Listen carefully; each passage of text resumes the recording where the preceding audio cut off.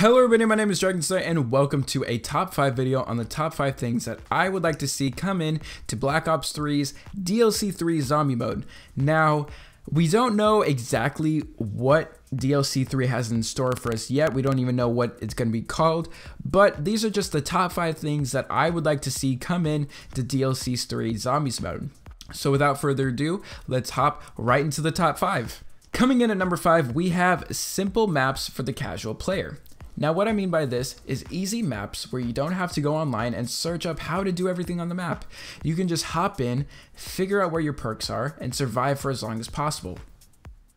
In World at War, we had Der Riese, which was very simple but awesome to play at the same time because it wasn't super difficult and stressful. In Black Ops 1, we had Kino der Toten, which again catered to the casual zombies player that didn't want to get so in-depth on how to figure everything out. You could just hop in, grab your perks, and survive, which is the main reason why zombies got so popular in the first place.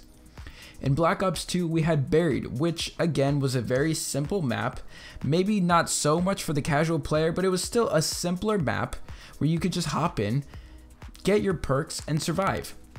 But in Black Ops 3, we haven't gotten anything like that. Now, you can't say that we have the Giant, but that was just a reskin of Der Riese and wasn't available to everybody. It was just available to Season Pass holders. Now, we did get Shadows of Evil, but it was a very difficult and challenging map. There was so much to do and so much to learn that it just got way too complicated and overwhelming. Der Eisendrache was a little bit more simplistic, but was more like Origins where you needed to know certain things to progress in the map.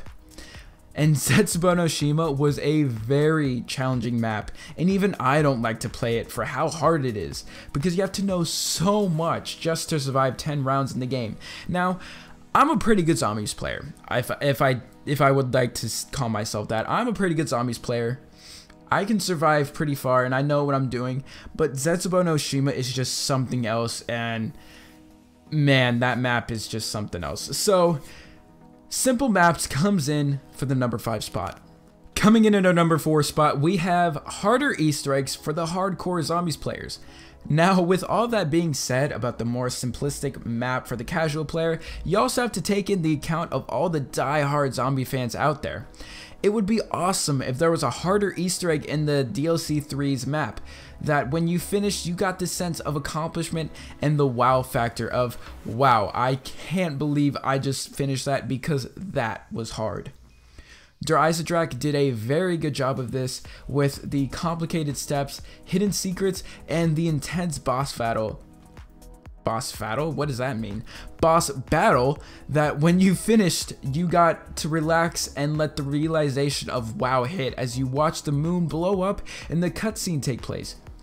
In Zetsubou no Shima, however, you didn't get that wow factor or that sense of accomplishment from completing the Easter egg. It was very easy, and the boss battle took no time at all to complete. All in all, that Easter egg was lacking, and I really want to see a better, harder Easter egg come back for DLC 3. So, harder Easter eggs comes in at our number 4 spot. Coming in at our number 3 spot, we have the PPSH. Now, the PPSH is a World at War exclusive gun that was basically a light machine gun in a submachine gun's body. It had a high ammo count, a high rate of fire, a high damage output, but was skinned and placed in a submachine gun's body. What this means is this gun was basically a tank that you could run really fast with. It was amazing, and it hasn't been in any Call of Duty Zombies game for 8 years now. Now, if they were to bring this gun back, it would have to be a copy and paste of the original PPSH.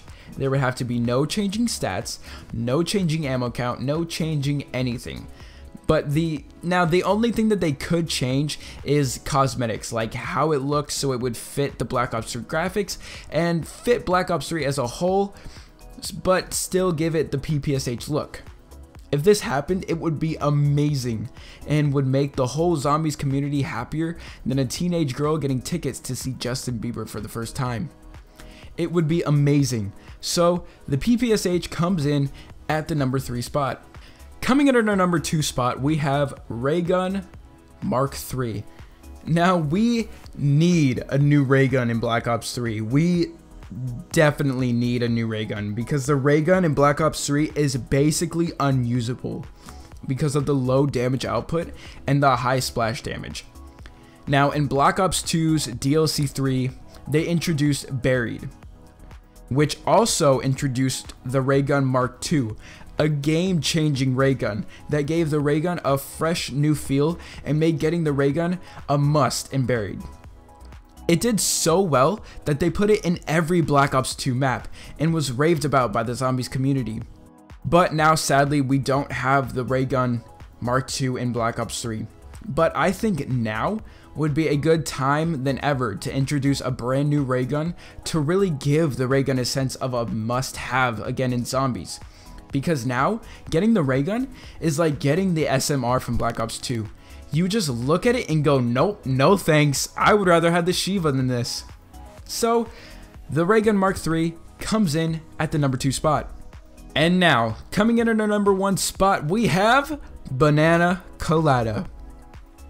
If you guys haven't heard of Banana Colada, this perk is a community-made perk thought up by a guy on the Call of Duty Reddit that goes by the name of RazFazzo6789, and he says it makes you slide 50% faster and 50% further than normal and be able to slide upstairs.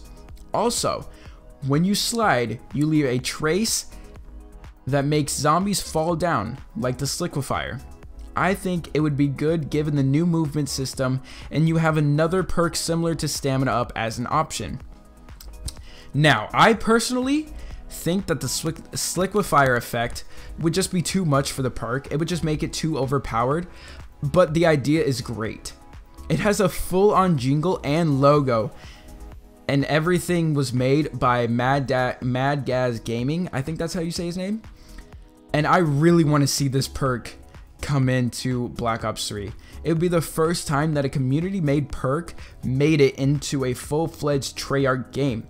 This would be amazing for the Black Ops 3 Zombies community, and it would just be a historical moment for them.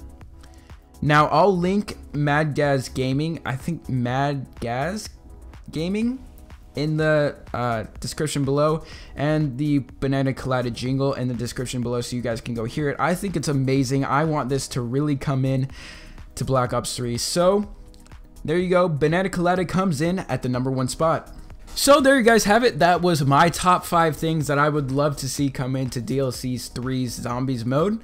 If you guys have any suggestions, any more things that you would like to see come into DLC 3 Zombies mode, leave them in the comment section below. Give this video a thumbs up if you guys want to see more top 5s. And that's all I got to say. So I will talk to you guys on the next video. Adios.